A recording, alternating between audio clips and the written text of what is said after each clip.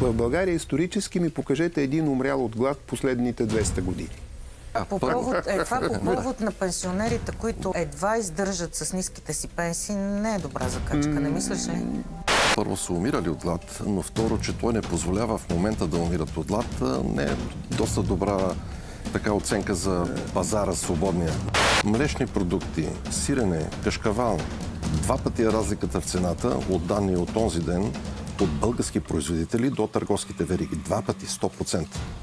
Търговските вериги в България, те са създадени за да печелят фирмите, които изнасят в България. Тока и субсидиите за тока в Европа са резултат на неграмотна енергийна политика, да са зелени сделки, всякакви чудеси. Що не казахте преди Тръмп да обяви, че е сбъркана зелената сделка? Както не се обадихте, мълчахте 5 години? Не е така. Някакви пърдящи крави в Холандия сменили климата. Моля ви си, заради сбъркани политики. Сега какво да направим? Случва се.